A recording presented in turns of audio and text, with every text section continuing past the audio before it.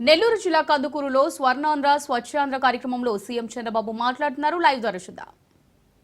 చెత్త పేరకపోయే పరిస్థితి వచ్చింది. చెత్త మీద పన్నేశారు. ఈరోజు నేను ఒకటే చెప్పాను, అదే చెత్తను సంపదగా చేసుకుని ఆదాయాన్ని సంపాదించే మార్గానికి దోహదం చేసే పరిస్థితికి వచ్చాం.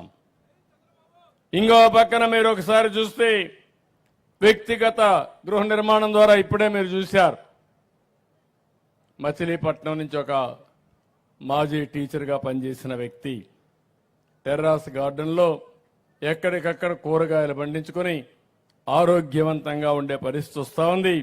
దీన్ని కూడా పెద్ద ఎత్తున తీసుకెళ్తాం. ఇంకో పక్కన నెల్లూరులో దగ్గర 10 మెగావాట్ వేస్ట్ ఎనర్జీ ప్లాంట్ పెట్టి 330 కోట్ల రూపాయలతో 620 మెట్రిక్ టన్నుల చెత్తను పూర్తిగా తొలగించే బాధ్యత తీసుకుంటాం. అది కూడా వీలైన తొందరలో పూర్తి అవుతుంది. ఇంకో పక్కన రాజమహేంద్రవరంలో 12 మెగావాట్ల కోసం వేస్ట్ ఎనర్జీ ప్లాంట్ని 340 కోట్లతో నిర్మాణం చేస్తున్నాం. 640 కోట్ల రూపాయలు 640 టన్నుల వ్యర్థాలని వినియోగించే పరిస్థితి వస్తుంది. ఇంకో పక్క ఈరోజు చూశాను, ఇంకొడు గుంతలు కూడా ఎక్కడికక్కడ లేకపోతే అవన్నీ ఇచ్చారు. 60 కోట్లతో నరేగాలో ఈ పనులు చేస్తున్నారు. కమ్యూనిటీ సోక్ పిట్స్ కింద 40 కోట్లతో ఇచ్చారు. తొందరలోనే 300 గ్రామాలు ఓడిఎస్ ప్లస్ గా డిక్లేర్ చేసే పరిస్థితి వస్తుంది. ఈరోజు మీరు చూస్తే ఈరోజు రాష్ట్రంలో 29% గ్రీన్ కవర్ ఉంది. అంటే అడవుల్లో ఉండే పచ్చదనం, అదే మరి గ్రామాల్లో ఉండే చెట్లు కానీ హార్టికల్చర్ వల్ల 29% వచ్చింది. దీన్ని 50% చేయాలనుకుంటున్నాం. ఇది జరిగితే చాలా వరకు ఆక్సిజన్ లెవెల్ పెరుగుతాయి, కార్బన్ డైఆక్సైడ్ తగ్గుతుందని చెప్పి కూడా నేను మీకు తెలియజేస్తున్నా. ఈరోజు ప్రపంచం అంతా కూడా ఆలోచిస్తున్నారు. టెంపరేచర్ పెరుగుతా ఉంది, సంవత్సరం ఎండలు పెరుగుతున్నాయి. పోయిన సంవత్సరం కంటే ఈ సంవత్సరం ఎండలు ఎక్కువ ఉన్నాయని ముందుగానే హెచ్చరికలు వస్తున్నాయి. అంటే దీన్ని బట్టి మనం అందరం ఆలోచించుకోవాలి. ఎప్పుడైతే వాతావరణ సమతుల్యం దెబ్బతింటుందో దీనివల్ల ఓసారి అధిక వర్షాలు వస్తాయి, అకాల వర్షాలు వస్తాయి, ఓసారి వర్షాలే పడవు. ఓసారి వర్షం పడితే ఒకే దిక్కడ ఏవైతే మేఘాలన్నీ కమ్ముకొని ఒకే దిక్కడ కుంభవృష్టి పడే పరిస్థితి వస్తుంది. మొన్న అదే జరిగింది విజయవాడలో. ఒకే రోజున ఒకే ప్రాంతంలో 40 సెంటీమీటర్ల వర్షపాతం పడిందంటే ఈ విషయం మీరు గుర్తుపెట్టుకోవాల్సిన అవసరం ఉంది. ఊర్లు ముంపుకు గురే పరిస్థితి వస్తుంది. అందుకని నేను మిమ్మల్ని అందరినీ కోరేది ఒకటే, ఇలాంటివన్నీ ఉన్నప్పుడు మన భవిష్యత్తు మన చేతుల్లో ఉంది. నేను అందుకే 2 కార్యక్రమాలకు ఎక్కువ ప్రాధాన్యత ఇచ్చాను. ఒకటి, ప్రతి నెల పేదల సేవలో ప్రభుత్వమని ఒక కార్యక్రమానికి శ్రీకారం చుట్టాను. ఇన్ని ఇబ్బందులున్న పేదవాళ్ళందరికీ దగ్గర 64 లక్షల మందికి, వృద్ధులు గాని వితంతులకి 4,000 రూపాయలు పింఛను, దివ్యాంగులకు 6,000 రూపాయలు, కొంతమంది డయాలసిస్ ఇవన్నీ చేసుకుంటే 10,000, మంచం నుంచి లేలేకపోతే వేరే వాళ్ళ సహాయం కావాల్సి వస్తే 15,000 రూపాయలు, సంవత్సరానికి 33,000 కోట్ల రూపాయలు ఈ పేదవాళ్లకు సహకరించే విధంగా సంక్షేమ కార్యక్రమాలకు నాంది పలికిన ప్రభుత్వం, పింఛన్లు ఇచ్చే ప్రభుత్వం అని చెప్పి కూడా నేను మీకు తెలియజేస్తున్నా. అందుకే పేదల సేవలో అని పేరు పెట్టారు. ఆ రోజు అందరం కూడా మీ దగ్గరికి వస్తాం. పేదరిక నిర్మూలన ఏ విధంగా చేయాలని ఆలోచిస్తాం. నా ఆలోచన ఒకటి, డబ్బులుండే వాళ్ళకి సహకరించడం కాదు. డబ్బులుండే వాళ్ళకి 10 రూపాయలు వచ్చేది ప్రభుత్వ విధానాల వల్ల వస్తాయి, సంస్కరణ ఫలితాల వల్ల వస్తాయి. కొంతమంది ఏది కూడా చేయలేకుండా అవస్థపడతా ఉన్నారు. అలాంటి వాళ్ళకు సహకరించాల్సిన అవసరం ఉంది. అందుకే నేను ఒక జీరో పావర్టీ అన్నాను. ఎక్కడ పేదవాడు ఉంటే వాడికి అండగా ఈ ప్రభుత్వం ఉంటుందని చాలా స్పష్టంగా మీ అందరికీ హామీ ఇస్తున్నాం. పేదవాళ్ళని దృష్టిలో పెట్టుకుంటాం, అభాగ్యులను దృష్టిలో పెట్టుకుంటాం. ఎవరైతే ఇబ్బందుల్లో ఉన్నారో వాడికి అండగా ఈ ప్రభుత్వం ఉంటుందని చెప్పి కూడా నేను మీకు తెలియజేస్తున్నా. ఇది అయిన తర్వాత స్వచ్ఛ ఆంధ్రప్రదేశ్ని ఒక ఉద్యమంగా తీసుకుపోవడానికి ముందుకు పోతున్నాం. ఈరోజు మీరు ఒక్కసారి చూస్తే నేను ముఖ్యమంత్రి అయిన తర్వాత ఇది 4వ నేను ముఖ్యమంత్రి అయ్యాను.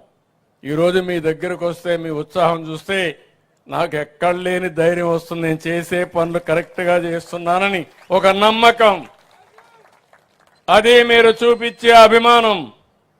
అందుకే నేను కూడా ఆలోచిస్తున్నాను, భగవంతుడు నాకు ఎంత శక్తి ఇస్తే అంత శక్తి ఉపయోగించి మీకు సేవలు అందించాలనే ఏకైక లక్ష్యం తప్ప ఇంకోటి కాదు. నేను అందుకే పదే పదే చెప్పాను, సంపద సృష్టిస్తే ఆదాయం పెరుగుతుంది. సంపద సృష్టించాలంటే అభివృద్ధి చేయాలి. ఆదాయం వస్తే ఆ ఆదాయాన్ని పేదల సంక్షేమం కోసం ఖర్చు పెడతాం, పింఛన్లు ఇస్తాం, ఇంకా అనేక కార్యక్రమాలకు తల్లికి వందనం అన్ని ఇస్తాం. అది చేసి మళ్ళా అభివృద్ధి పైన ఖర్చు పెడితే నిరంతరం ఆదాయం పెరుగుతుంది. ఇది ఎక్కడ కూడా ప్రపంచం అంతా జరిగే విధానం. కానీ 5 సంవత్సరాల్లో ఆదాయం పెరగలేదు, సంపద సృష్టించబడలేదు. అప్పులు విపరీతంగా చేశారు. 10 లక్షల కోట్ల రూపాయలు అప్పు చేశారు. ఆ అప్పుకు వడ్డీ కట్టాలి, అసలు కట్టాలి. ఇప్పుడు ఆ అప్పులను చూస్తే నాకు భయం వేస్తా ఉంది. ఎందుకంటే మా ఆఫీస్కి వచ్చి మొన్నైతే మీరు అప్పు కట్టలేదని తకామని నోటీసు పంపించి స్టాక్ ఎక్స్చేంజ్ కూడా పంపించేశారు. పలాని గవర్నమెంట్ డబ్బులు కట్టలేదు కాబట్టి ఆ డబ్బులు రికవర్ చేయడానికి ఏం చేయాలనో చేస్తామని నోటీసు పంపిస్తే ఇమ్మీడియట్ గా అప్పులు చేసి ఆ డబ్బులు కట్టాల్సి వచ్చింది. కట్టకపోతే ఏమవుతుందంటారు మీరు? కట్టకపోతే ఎవడు అప్పు కూడా ఇవ్వడు. అప్పు ఇవ్వకపోతే అప్పు కూడా కట్టలేము. అప్పు కట్టలేకపోతే సంక్షేమ కార్యక్రమాలు చేయలేము. అది అందుకే ఒక ఇండస్ట్రీ కానీ ఏ వ్యక్తికి మీరు చూస్తే మీరు తిరిగి అప్పు సకాలంలో కడతారంటే క్రెడిట్ రేటింగ్ ఉంటుంది, మళ్ళా అప్పు కావాలంటే ఇస్తారు. నేను మొన్న బ్యాంకర్స్తో మాట్లాడినప్పుడు చెప్పాను, రైతులకి అందరికి కూడా ఎవరైనా సరే రెగ్యులర్గా అప్పు కట్టే వాళ్ళకి 15 నిమిషాల్లో డబ్బులు ఇస్తారు. మీరు ఇక్కడి నుంచి ఫోన్లో చెప్పేస్తే పేటిఎంలోని మీ పేమెంట్లోనే ఆటోమేటిక్గా డబ్బులు ఇచ్చే పరిస్థితి వస్తారు. అది క్రెడిబిలిటీకి ఉండే విశ్వసనీయత. అలాంటిది ఇప్పుడు నేను ఇది కట్టాలి, మళ్ళా సంపద సృష్టించాలి. అందుకే మీరు చూశారు 8 నెలలుగా ఎప్పుడూ జరగని అభివృద్ధి కార్యక్రమాలకు శ్రీకారం చుట్టాను. మొత్తం చేసేయాలని సంకల్పం ఉంది, పరిగెత్తాలని ఉంది. కానీ గల్లా పెట్టి మాత్రం సహకరించడం లేదు. కానీ పర్వాలేదు, నాకు నమ్మకం ఉంది ఇది తాత్కాలికమైన ఇబ్బంది. ఆ ఇబ్బందిని అధిగమించే శక్తి నాకుందనేది నా అభిప్రాయం. అందుకే మీరు చూస్తే 5 సంవత్సరాలు ఒక తట్ట మట్టేయలేదు రోడ్డు మీద. నేను వస్తానే 1600 కోట్ల రూపాయలు ఖర్చు పెట్టి ప్రతి ఒక్క రోడ్లో కూడా గుంతలు లేని రోడ్లుగా తయారు చేశామంటే అది ఈ ప్రభుత్వం యొక్క దృఢ సంకల్పం. ఇప్పటికే 22,000 కోట్ల రూపాయలు పింఛన్లకు ఇచ్చాం, అన్న క్యాంటీన్లు పెట్టాం. మా ఆడబిడ్డలకు 1 కోటి మందికి దీపం కింద ఉచిత సిలిండర్ ఇచ్చే కార్యక్రమానికి శ్రీకారం చుట్టాను. నేనే ఆ రోజు హామీ ఇచ్చాను, నేనే మీకందరికీ దీపం పెట్టాను. వీళ్ళు వచ్చి దీపం ఆర్పేస్తే మళ్ళీ దీపాన్ని మీ అందరికీ వెలిగించి మళ్ళా మీ అందరికీ 3 సిలిండర్లు సంవత్సరానికి ఇస్తానని చెప్పిన ప్రభుత్వం అని చెప్పి కూడా నేను మీకు తెలియజేస్తున్నా. ఇలాంటివన్నీ కూడా మనం చూసినప్పుడు మిమ్మల్ని కూడా నేను ఒకటే కోరుతున్నా. ఈరోజు ఈ ప్రభుత్వం ఇప్పుడే నేను ఇక్కడే మన పిల్లలను చూశాను. కందుకూరులో ఒక 15 మంది వర్క్ ఫ్రమ్ హోమ్. నేను ఎప్పుడో చెప్పాను, ఇంట్లో నుంచి చదువుకున్న వారు వేరే ప్రాంతాలకు పోకుండా ఇంటి దగ్గర కూర్చొని ఆడబిడ్డలైతే వంట కూడా చేసి మగవాళ్ళైతే తల్లిదండ్రులకు వ్యవసాయంలో కూడా సహకరించి మీ ఇంట్లో కూర్చొని పని చేసుకుంటూ ముసలి తల్లిదండ్రులు ఉంటే వాళ్ళను కూడా చూసుకుంటూ మీరు బ్రహ్మాండంగా ముందుకు పోయే పరిస్థితి వస్తుంది. ఇప్పుడు రాను రాను పని చేసే పరిస్థితులు మారుతున్నాయి. తెలివితేటలుంటే పని మనల్ని ఎత్తుక్కుంటూ వస్తుంది. తెలివితేటలు లేకపోతే మనం అడుక్కున్నా మనకు ఉద్యోగాన్ని ఇచ్చే పరిస్థితిలో ఉండరు. ఈరోజు 95లో నేను ఐటీ మాట్లాడాను. ఆ రోజు నేను ఐటీ మాట్లాడితే ఈ పిల్లలందరూ దూసుకెళ్లే పరిస్థితికి వచ్చారు. ఇక్కడే కాదు, ప్రపంచం మొత్తం. ఒకసారి ఆనందం. ఈరోజు మీరు ఒక్కసారి చూస్తే అమెరికాకు పోతే అమెరికాలో తలసరి ఆదాయం ఎక్కువ సంపాదించే వాళ్ళు ఎవరంటే దానికి చిరునామా తెలుగు వాళ్ళని చెప్పి కూడా నేను మీకు తెలియజేస్తున్నా. అమెరికాలో ఉండే అమెరికన్స్ ఆదాయం $60,000. అదే ఈ తెలుగు బిడ్డల ఆదాయం $1,20,000. వాళ్ళకంటే డబల్. మొన్నటి వరకు మాట్లాడారు ఇంగ్లీష్ వస్తేనే ఉద్యోగాలు వస్తాయని. ఇంగ్లీష్ కాదు, నాలెడ్జ్ ఉంటే ఉద్యోగాలు వస్తాయి. నాలెడ్జ్ లేకపోతే ఇంగ్లీష్ నేర్చుకుంటాం కానీ నాలెడ్జ్ మాత్రం చదువుతోనే వస్తుంది. ఈ విషయం గుర్తుపెట్టుకోవాల్సిన అవసరం ఉంది.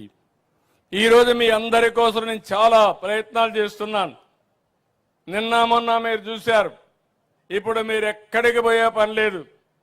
దర్జాగా వాట్సాప్లోనే మెసేజ్ పెడితే ఏ సర్టిఫికెట్ కావాలన్నా మిమ్మల్ని ఎత్తుక్కుంటూ వస్తుంది తప్ప మీరు ఎక్కడికి పోయే పరిస్థితి లేదు, అవసరం లేదు. నేను అందుకనే వాట్సాప్ గవర్నెన్స్ తీసుకొచ్చాను. ఇంతవరకు మీరు ఫోన్లో మీ స్నేహితులతోనో మీ కుటుంబ సభ్యులతో మెసేజ్లు పెట్టుకుంటున్నారు. ఇప్పుడు ఏ పని కావాలన్నా, ఇన్కమ్ సర్టిఫికెట్ కావాలన్నా, డేట్ ఆఫ్ బర్త్ కావాలన్నా, మీ కాలేజీల్లో హాల్ టికెట్ కావాలన్నా, ఒకటి కాదు ఇప్పటికి 160 సేవలు పెట్టాం. భవిష్యత్తులో ప్రభుత్వం ఇచ్చే ప్రతి ఒక్క సేవ కూడా మీ సెల్ ఫోన్లో